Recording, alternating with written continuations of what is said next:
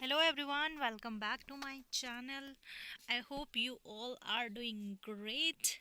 So guys, हम लोग कर रहे थे परीक्षा वाणी रिवीजन. आज है यूनिट 16 जो है उत्तराखंड कल्याणकारी एवं अन्य योजनाएं. उत्तराखंड की योजनाएं देखेंगे बहुत सारी. इनसे डेट पूछते हैं और कौन सी योजना किससे रिलेटेड है ये पूछते हैं. तो हम एक एक योजना आराम से देखेंगे लाइन बाय लाइन. ठीक है. सबसे पहले है SC ST BC कल्याण कार्यक्रम. तो ये क्या है?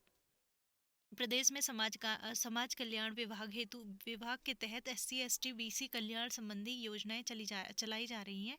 कुछ योजनाएं केंद्र सरकार द्वारा चलाई जाती हैं और जो किस प्रकार है केंद्र सरकार द्वारा जो चलाई जा रही है वो है जीविका अवसर प्रोत्साहन. ये SC ST के लिए है. इस योजना के तहत सूचित जाति एवं अनुसूचित जनजाति के बेरोजगार युवकों को विभिन्न व्यवस्थाओं हेतु रोजगार परक प्रशिक्षण दिया जाए. ठीक है. तो ये SC ST के लिए है. फिर है शिल्पी ग्राम योजना. SC ST के लिए है ये भी. इस योजना के तहत विभिन्न शिल्पों से जुड़े अनुसूचित जाति व जनजाति ग्रामों का चयन कर उन्हें विभिन्न प्रकार की सुविधाएं दी जाए. नेक्स्ट है उत्तराखंड बहुउद्देशीय वित्त एवं विकास निगम. इस निगम के अनुसार के द्वारा SC ST को के विकास कार्यों हेतु आसान शर्तों पर ऋण दिया जाता है. फिर है कस्तूरबा गांधी बालिका विद्यालय योजना. अगस्त 2004 से प्रारंभ इस योजना का उद्देश्य आर्थिक रूप से पिछड़े हुए बालकों ब्लॉकों के अनुसूचित जाति जनजाति एवं पिछड़े वर्गों तथा अल्पसंख्यकों की बहुलता वाले क्षेत्रों में बालिकाओं के लिए आवासीय विद्यालयों की स्थापना करना है. फिर आता है राजकीय आदर्श विद्यालय. अनुसूचित जाति के बच्चों को अंग्रेजी माध्यम में विद्यालय पैटर्न पर कक्षा 1 से 12 तक की शिक्षा प्रदान करने के लिए हरिद्वार में राजकीय आदर्श विद्यालय संचालन 2014-15 से स्टार्ट किया गया है. इसमें पूरी एजुकेशन इंग्लिश मीडियम में ही होगी. जैसे बाकी हैं जो SC ST के लिए नवोदय विद्यालय या फिर सारे लोगों के लिए नवोदय विद्यालय वगैरह हैं, ये सारे दोनों मीडियम में हैं. लेकिन जो राजकीय आदर्श विद्यालय है वो 1 से 12 तक के बच्चों के लिए पूरे इंग्लिश मीडियम में एजुकेशन प्रोवाइड करता है. ठीक है. फिर आता है आश्रम पद्धति विद्यालय. अनुसूचित जाति एवं जनजाति के बच्चों हेतु प्रदेश में कुल 16 राजकीय आश्रम पद्धति विद्यालय संचालित है. अन्य कुछ कार्यक्रम देख लेते हैं इससे रिलेटेड. राज्य में अनुसूचित जाति उपयोजना तथा जनजाति उपयोजना के प्रभावी क्रियान्वयन हेतु उत्तराखंड राज्य अनुसूचित जाति उपयोजना एवं अनुसूचित जनजाति उपयोजना नियोजन धनावंटन तथा उपयोग अधिनियम 2013 में स्थापित किया गया. अनुसूचित जनजाति के मेधावी छात्र छात्राओं को देहरादून व US नगर के एकलव्य आदर्श आवासीय विद्यालय संचालित हैं. अनुसूचित जाति व जनजाति के छात्रों हेतु राज्य में आश्रम पद्धति विद्यालयों का संचालन किया जाता है. इसमें मतलब मेरिट बेसिस पे होता है. अगर आपकी अच्छे उज्जवल जो मेधावी छात्र होते हैं उनको दिया जाता है. ठीक है. जिनकी परसेंटेज वगैरह अच्छी आए, रैंक अच्छी आए. अनुसूचित जाति व जनजाति के बालिकाओं को छात्रावासों के निर्माण किए गए हैं. अनुसूचित जाति व जनजाति के छात्र छात्राओं हेतु पूर्व दसमोत्तर छात्रवृत्ति योजनाएं संचालित हैं.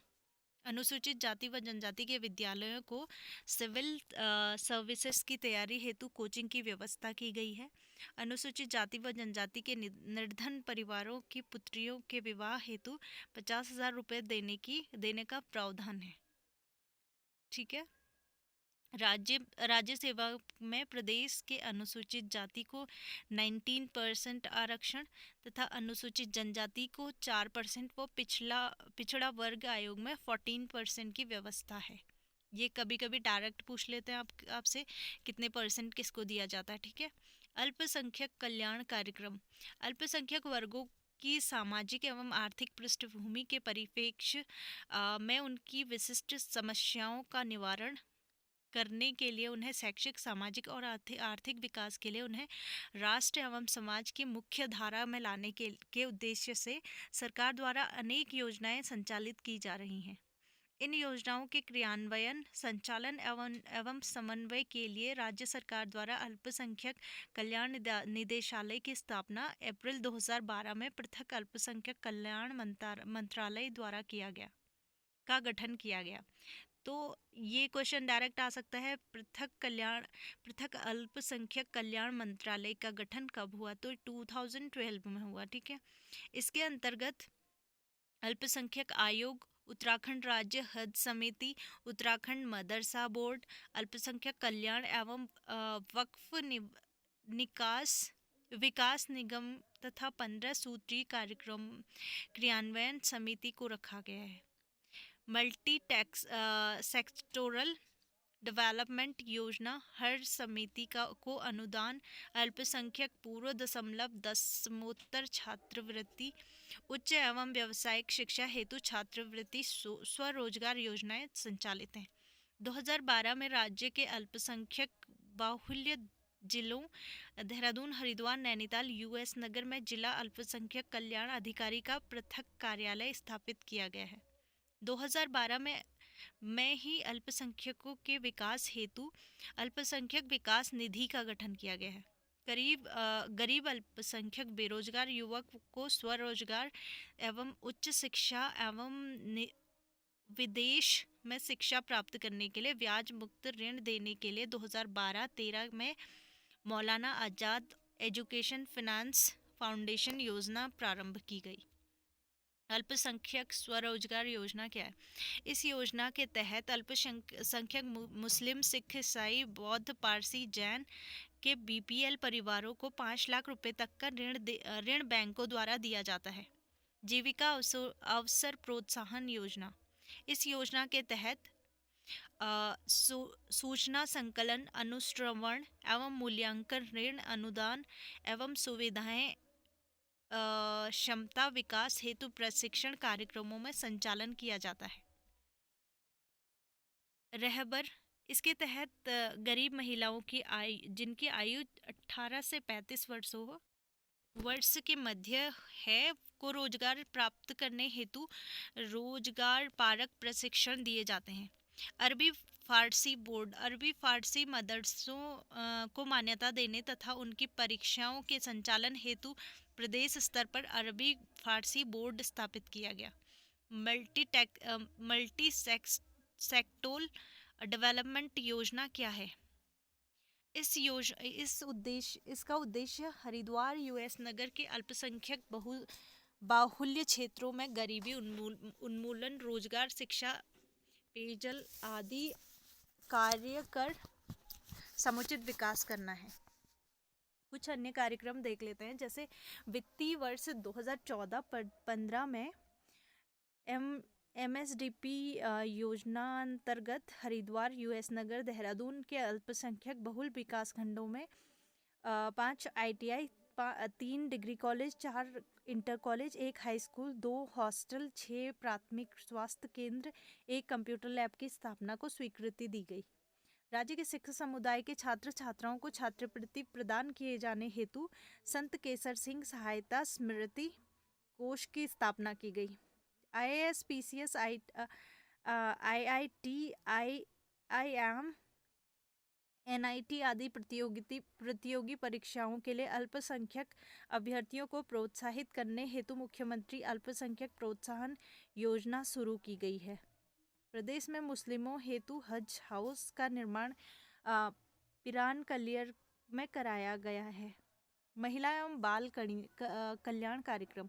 प्रदेश में महिलाओं व छोटे बालकों हेतु राज्य महिला सशक्तिकरण व बाल विकास विभाग व केंद्र द्वारा अनेक योजनाएं संचालित की जा रही है, जिनमें से प्रमुख है जैसे समेकित बाल विकास कार्यक्रम। यह एक केंद्र प्रायोजित कार्यक्रम है जो कि 1975 में लागू किया गया था। इसके अंतर्गत राज्य में इस समय 14,931 आंगनबाड़ी तथा 5,009 मिनी आंगनबाड़ी केंद्र चलाए जा रहे हैं, जहां बच्चों को स्कूल पर्व शिक्षा व पके पकाए बाल पुष्टाहार दिए जाते हैं।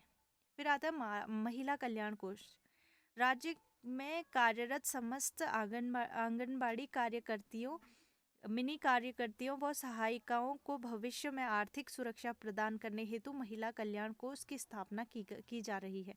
जननी सुरक्षा योजना राष्ट्रीय ग्रामीण स्वास्थ्य मिशन के घटक के रूप में अप्रैल 2005 से संचालित इस योजना को सरकारी अस्पतालों में सुरक्षित प्रसव के मकसद से 2015 से नए रूप में शुरू किया गया है। इस योजना के तहत सरकारी अस्पताल में प्रसव कराने पर गर्भवती को 1,400 रुपये की धनराशि उपलब्ध कराई जाती है।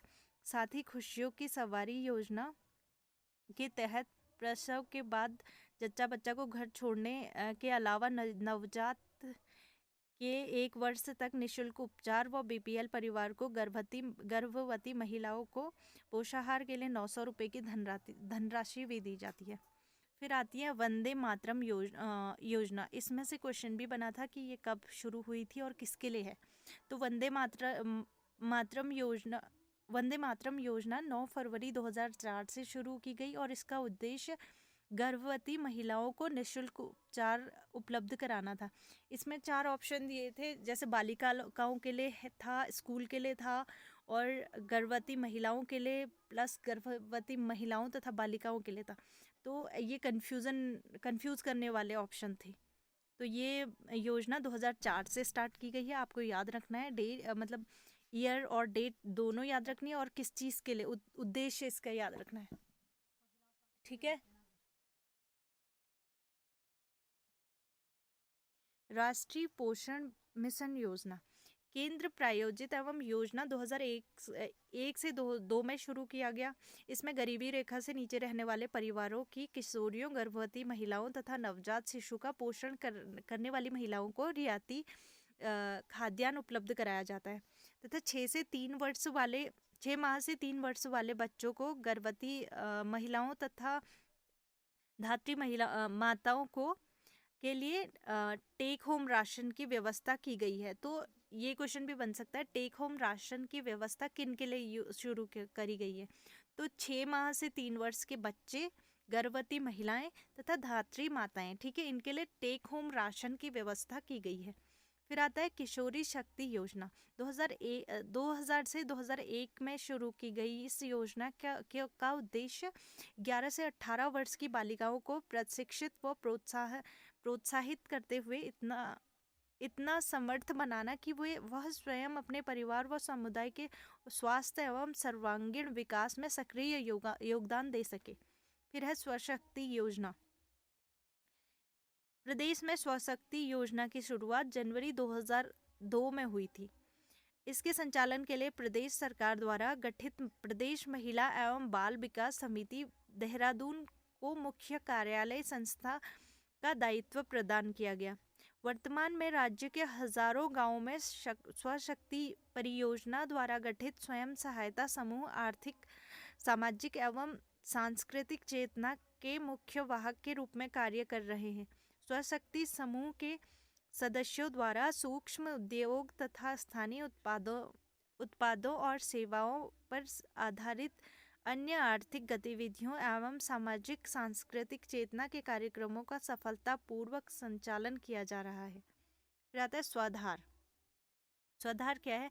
कठिन परिस्थितियों में पड़ने वाली महिलाओं के लाभ हेतु 2001-2002 से प्रारंभ इस योजना के अंतर्गत आवास, खाना पीना, कपड़े, स्वास्थ्य की देखभाल, आचरण संबंधी प्रशिक्षण के द्वारा कामकाजी हुनर एवं व्यक्तित्व विकास में शामिल हैं। स्वयं सिद्धा योजना इंदिरा महिला योजना तथा महिला समृद्धि योजना के स्थान पर 2002-2003 से संचालित इस योजना में समान स्तर की महिलाओं को स्वयं सहायता समूहों का गठन कर तथा उनमें अल्प बचत और आंतरिक ऋण के अभ्यास विकसित किए जाते हैं। ऐसे ऋण से वे अपनी इच्छा अनुसार विभिन्न प्रकार के आय सृजन गतिविधियों को शुरू कर स्वावलंबी बन सकती हैं। ठीक है, फिर आता है महिला कंपोनेंट प्लान। इस कार्यक्रम का उद्देश्य यह सुनिश्चित करना है कि महिलाओं से संबंधित सभी क्षेत्रों में महिलाओं के लिए 30% से कम फंड बचत निर्धारित ना किया जाए। ठीक है, फिर आता है स्वावलंबन कार्यक्रम। 1996 से चले आ रहे इस कार्यक्रम का उद्देश्य महिलाओं को परंपरागत तथा गैर परंपरागत धंधों का प्रशिक्षण और कौशल उपलब्ध कराकर उन्हें टिकाऊ आधार पर रोजगार व स्वरोजगार प्राप्त करने की सहायता करना है। आदिभोग योजना क्या है? महिला स्वयं सहायता समूहों को स्वावलंबी बनाने तथा उत्तराखंड खंड की मातृशक्ति को सशक्त पहचान देने के लिए उत्तराखंड महिला समेकित विकास योजना के अंतर्गत आदिभोग योजना प्रारंभ की गई।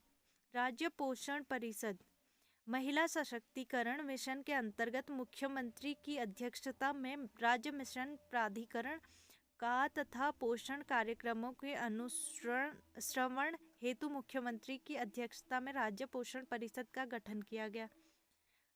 इंदिरा गांधी राष्ट्रीय मातृत्व सहयोग योजना मजदूरी करने वाली गर्भवती महिलाओं एवं प्रसव के बाद महिलाओं को हो रही मजदूरी की क्षति की आंशिक पूर्ति एवं पोषण के प्रति जागरूक करने के उद्देश्य से यह योजना 19 नवंबर 2010 से शुरू की गई थी। यह योजना सभी वर्ग की मजदूरी करने वाली महिलाओं के लिए था। इस योजना में पहले 2 शिशुओं के जन्म के लिए 19 वर्ष या उससे अधिक की आयु की गर्भवती महिलाओं को लाभ 3 किस्तों में दिया जाता है। फिर है सबला योजना। आपसे पूछ सकते हैं कि कौन सी योजना किससे रिलेटेड है, तो आपको ये सारी योजनाएं पढ़नी इसलिए ज़रूरी हो जाती हैं। जीवन कौशल वेकेशनल शिक्षा तथा स्वास्थ्य एवं पोषण शिक्षा के माध्यम से 11 से 18 वर्ष की स्कूल न जाने वाली किशोरी बालिकाओं के समन्वित विकास को सुनिश्चित करने के लिए केंद्र प्रायोजित यह योजना 19 नवंबर 2010 को सर्वप्रथम हरिद्वार, चमोली, उत्तरकाशी, नैनीताल आदि चयनित जिलों में शुरू की गई। जिन जिलों में यह योजना शुरू की गई उनमें इन्हीं उद्देश्यों हेतु पहले से संचालित किशोरी शक्ति योजना को बंद कर दिया गया। तो सबला योजना किसके स्थान पर आई? किशोरी शक्ति योजना के स्थान पर सबला योजना आई। मोनाल परियोजना फिर क्या है? यह योजना 11 से 18 वर्ष की किशोरियों में जीवन कौशल निर्माण के उद्देश्य हेतु शुरू की गई है। इसके लिए राज्य के 980 किशोरियों को मास्टर ट्रेनर के रूप में तैयार किया गया है। राज्य में महिला तथा बाल कल्याण संबंधी कुछ प्रमुख बिंदु हैं, जैसे राज्य के विकास में महिलाओं के विशेष भूमिका को ध्यान में रखते हुए 2006-07 में महिला सशक्तिकरण वर्ष घोषित किया गया। तो महिला सशक्तिकरण वर्ष घोषित कब किया गया उत्तराखंड में? तो ये था 2006 और 7 को। ठीक है, महिला सशक्तिकरण वर्ष घोषित किया गया। राज्य में महिला एवं बाल कल्याण संबंधित गतिविधियों का संचालन के लिए 2 बालिका निकेतन, 3 नारी निकेतन, 1 शिशु सदन, 1 महिला प्रशिक्षण केंद्र, 4 शरणालय व प्रवेशालय, 1 संरक्षण गृह तथा 7 संप्रेक्षण गृह संचालित है। बच्चों के संरक्षण हेतु बाल संरक्षण आयोग गठित किया गया है। परिव्यक्ता निराश्रित महिला एवं मानसिक रूप से विकृत व्यक्ति को पत्नी को भरण पोषण हेतु 1000 रुपये प्रतिमाह दिया जाता है। सभी वर्गों की विधवाओं की पुत्रियों की शादी हेतु 50,000 रुपये दिया जाता है। राज्य सेवा में महिलाओं के लिए 30% शैक्षिक क्षैतिज आरक्षण की व्यवस्था की गई है। पंचायतों तथा वन पंचायतों में महिलाओं के लिए 50% आरक्षण की व्यवस्था की गई है। विशिष्ट क्षेत्र में कार्य करने वाली प्रत्येक जिले की एक महिला को वीरांगना तीलू रौतेली पुरस्कार दिया जाता है। तो क्वेश्चन आ सकता है कि तीलू रौतेली पुरस्कार किस चीज़ के लिए दिया जाता है? विशिष्ट कार्य क्षेत्र में कार्य करने वाली जिले की एक महिलाओं को तीलू रौतेली पुरस्कार दिया जाता है। तो ये क्वेश्चन रिपीटेड है, ये पहले आ चुका है। वीरांगना तीलू रौतेली पुरस्कार किस चीज़ के लिए दिया जाता है? ठीक है, महिला सशक्तिकरण हेतु राज्य में जेंडर बजट की व्यवस्था है। इसके तहत राज्य बजट का 30% महिला तथा बाल विकास पर खर्च किया जाने का प्रावधान है। सभी बालिकाओं को स्नातक तक निशुल्क शिक्षा की व्यवस्था की गई है। महिलाओं के नाम पर जमीन या भवन के क्रय करने पर स्टाम्प ड्यूटी में छूट की व्यवस्था की गई है। किशोर एवं किशोरियों के विरुद्ध दर्ज किए जाने गए आपराधिक मामलों की पृथक सुनवाई हेतु प्रत्येक जनपद में किशोर न्याय बोर्ड का गठन किया गया। 9 सितंबर 2005 से प्रभावी हिंदू उत्तराधिकारी संशोधन अधिनियम 2005 के अनुसार अब पैतृक संपत्ति में पुरुषों के समान पुत्रियों का भी अधिकार हो गया है। फिर आता है दहेज निषेध अधिनियम 1961 व दहेज निषेध संशोधित अधिनियम 1986 के अनुसार दहेज मांगने पर सजा की व्यवस्था है। ठीक है। समान पारिश्रमिक अधिनियम 1976 महिला एवं पुरुष को समान कार्य के लिए समान पारिश्रमिक की व्यवस्था करता है।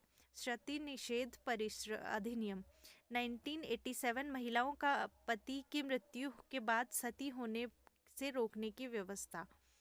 प्रसव पूर्व लिंग परीक्षण को रोकने के लिए प्रसव पूर्व निदान तकनीकी अधिनियम 1994 से लागू किया गया। कामकाजी महिलाओं को प्रसूति की सुविधा देने वाला कानून प्रसूति विधा अधिनियम 1961 है। इसी अधिनियम के तहत राजकीय महिला कर्मचारियों को संवैधानिक अवकाश दिया जाता है। स्त्रियों से अनैतिक कार्य तथा बलपूर्वक देह व्यापार से रोकने वाला कानून वैश्यावृत्ति निवारण अधिनियम 1956 है। अब देखते हैं स्वास्थ्य कल्याण कार्यक्रम। आपातकालीन सेवा हेतु 108 ये कब से स्टार्ट की गई, ये क्वेश्चन आया हुआ है। आपातकालीन स्थितियों में शीघ्र चिकित्सा हेतु EMRIE की पंडित दीन दयाल उपाध्याय 108 आपातकालीन सेवा नाम से एक एम्बुलेंस सेवा 15 मई 2008 से शुरू की गई। ये बहुत ज़्यादा इम्पोर्टेंट डेट है, ये आपको याद रखनी। 108 सेवा कब से शुरू की गई, तो 2008 से। ठीक है, 15 मई 2008 आपको डेट के साथ याद रखनी होगी। डोली सेवा दुर्गम ग्रामीण क्षेत्रों में गंभीर मरीजों को सड़क तक पहुंचाने के लिए 108 एम्बुलेंस की सहायक सेवा के रूप में 17 अप्रैल 2012 को डोली सेवा चलाया गया था। यह योजना में स्थानीय या उन स्थानों या गांवों के लिए है जहां 108 सेवा पहुंच नहीं सकती। डोली लाने के लिए 4 व्यक्तियों को सरकार द्वारा मजदूरी दी जाती है। फिर आता है सचल चिकित्सालय। आधुनिक उपकरणों से युक्त सचल चिकित्सालय राज्य के प्रत्येक जनपद में संचालित हैं। 104 निःशुल्क परामर्शी सेवा किससे रिलेटेड है? इस सेवा के तहत 104 नंबर पर निःशुल्क डायल कर चिकित्सीय परामर्श प्राप्त किया जा सकता है।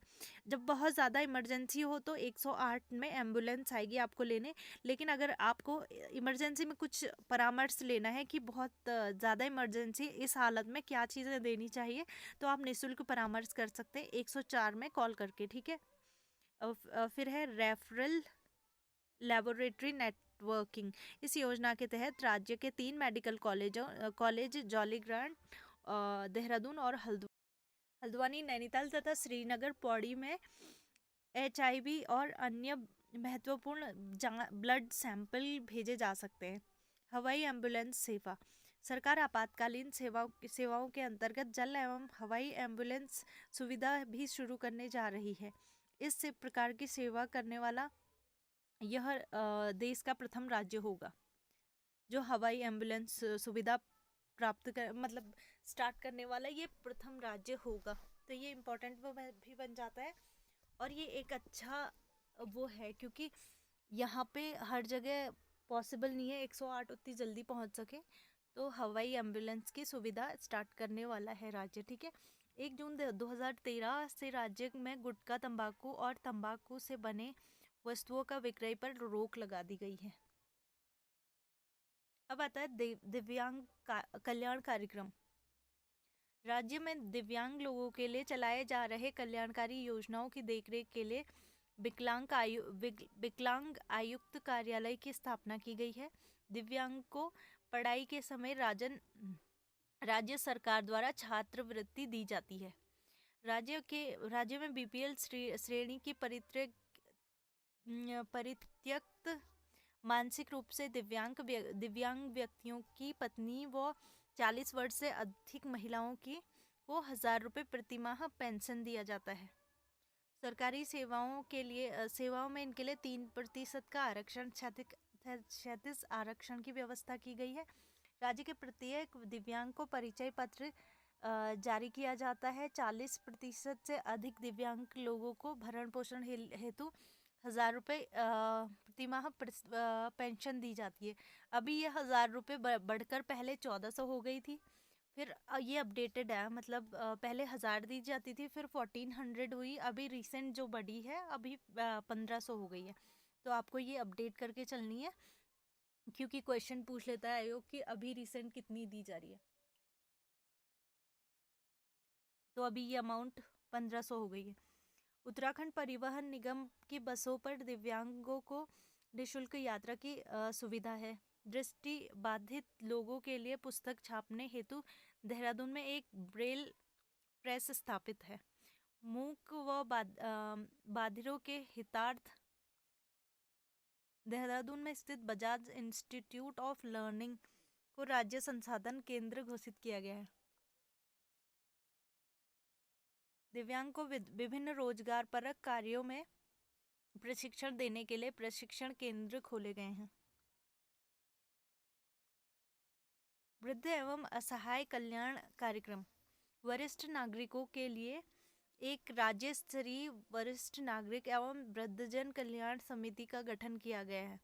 भारत सरकार द्वारा अंगीकृत माता पिता को वरिष्ठ नागरिकों संबंधी भरण पोषण तथा कल्याण अधिनियम 2007 को राज्य में 2011 में लागू किया गया। इस अधिनियम में व्यवस्था की गई है कि वृद्ध माता पिता के दावा करने पर पुत्र को 10,000 प्रतिमाह देना होगा, नहीं तो उसे 3 महीने की जेल हो सकती है। ठीक है, पहले से लोग क्या करते थे, अपने माता पिता को वृद्धाश्रम में छोड़ के आते थे, तो अब ऐसा है कि पुत्र को 10,000 रुपये प्रतिमाह अपने माता पिता को देना होगा, नहीं तो उसे जेल भी हो सकती है। प्रदेश सरकार ने वृद्धावस्था पेंशन की राशि को 800 रुपये से बढ़ाकर 1,000 रुपये प्रतिमाह कर दी है। वृद्ध एवं अशक्त व्यक्तियों हेतु वृद्धाश्रम गृहों तथा भिक्षुकों हेतु भिक्षुक गृहों का निर्माण व संचालन किया जा रहा है। राज्यों में विधवाओं हेतु विधवा पेंशन योजना संचालित है। इसके तहत तिमाही पेंशन का भुगतान किया जाता है। अब देखते हैं सैनिक स्व सेनानी व राज्य निर्माण आंदोलनकारी कल्याण कार्यक्रम। मार्च 2018 तक प्रदेश में कुल, ये अमाउंट तो आपने याद नहीं रखना है, बट इनका जो आरक्षण है 37 आरक्षण और वो चीज़ें देखनी है आपने। तो प्रदेश में पूर्व सैनिकों के कल्याण हेतु पूर्व सैनिक कल्याण निगम की स्थापना की गई है। इनके लिए टोल फ्री टेलीफोन की व्यवस्था भी की गई है। इको टास्क फोर्स योजना 2008 और 9 में शुरू की गई थी, जो भूतपूर्व सैनिकों को रोजगार देने के लिए इको टास्क फोर्स योजना शुरू करी गई है 8 और 9 में। और इसमें क्या है, पूर्व सैनिकों हेतु जय जवान आवास योजना के तहत आवासीय भवनों हेतु देहरादून में 16.42 एकड़, कोटद्वार में 5 एकड़ व हल्द्वानी में 3 एकड़ भूमि आवंटन किया गया है। ठीक है, इसके बाद युद्ध में अपंग सैनिकों को 2% की आरक्षण की व्यवस्था। प्रत्येक जिले में एक छात्रावास भी खोला गया है। सैनिक कल्याण विभाग द्वारा पुराना जेल परिसर देहरादून में राज्य स्तरीय वार मेमोरियल की स्थापना की जाएगी। एवरेस्ट फतेह करने वाले सैनिकों को पुरस्कार दिया जाएगा और 10,000 रुपये प्रतिमाह पेंशन दी जाएगी, जबकि नौकरी न पाने वाले सामान्य आंदोलनकारी को 5,000 रुपये की पेंशन दी जाएगी प्रतिमाह। राज्य आंदोलन के दौरान ऐसे लापता लोगों जिनका पिछले 7 या अधिक वर्षों से कोई पता न चल पाया को मृतक मानकर उनके आश्रितों को सारी सुविधाएं दी जाएंगी। युवा कल्याण कार्यक्रम क्या है? युवा नीति कब आई? 5 सितंबर 2011। 2011 से हम लोगों को युवा मान लेते, 11 से 18 के मतलब टीन एज में। तो मतलब ऐसा लगता है कि तब से अकल आनी शुरू हो जाती है। तो युवा नीति भी हमारी कब से आई? 11 से बच्चों को अकल आनी स्टार्ट हो जाती है, तो 11 से हमारी युवा नीति भी आई। ठीक है, ऐसे करके याद रखना आप। 5 सितंबर 2011 को घोषित युवा नीति में मुख्य फोकस 18 से 35 वर्ष के युवाओं पर किया गया है। इस नीति में आगामी 10 वर्षों में 10 लाख युवाओं को विभिन्न कार्यों हेतु प्रशिक्षण देने की करने तथा लक्ष्य करने का लक्ष्य रखा गया है। इस नीति में शीघ्र ही एक युवा आयोग गठन करने की बात करी गई है। विकास योजनाओं में युवाओं की भागीदारी हेतु नियोजन विभाग में एक युवा प्रकोष्ठ का गठन किया गया है। फिर आता है प्रांतीय रक्षक दल। प्रदेश में युवा कल्याण हेतु व उनके शक्ति के सदुपयोग को ध्यान में रखते हुए प्रांतीय रक्षक दल का गठन किया गया है। इसका उद्देश्य रचनात्मक प्रगति एवं सांप्रदायिक भेदभाव रहित युवा स्वयंसेवकों का एक शक्तिशाली एवं सुसंगठित संगठन सरकारी प्रेरणा से स्थापित करना है। अन्य कार्यक्रम युवा मंगल दल भी खोला गया। खेलकूद, व्यायामशालाओं, शारीरिक संवर्धन के अन्य मामलों का निर्वहन एवं राज्य में युवा आंदोलन को सुदृढ़ बनाने के उद्देश्य से ग्रामीण युवकों व युवक मंगल दलों का गठन किया गया है। अन्य कार्यक्रम जैसे ग्रामीण खेलों, युवा महोत्सव, मिनी स्टेडियम का निर्माण, युवा पुरस्कार, युवा सेमिनार आदि संचालित किए गए हैं। स्पोर्ट्स कॉलेज देहरादून में ये स्पोर्ट्स कॉलेज की स्थापना की गई है।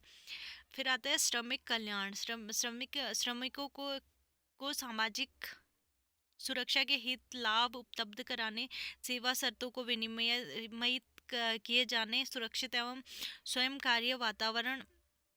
स्वस्थ कार्य वातावरण उपलब्ध कराए जाने हेतु सुनिश्चित वित्तीय लाभ सहित न्यूनतम वेतन व समय से पहले उनका भुगतान सुनिश्चित कराने के लिए राज्य में श्रम आयुक्त संगठन का गठन किया गया है। फिर हम देखते हैं विविध विकास कल्याण कार्यक्रम।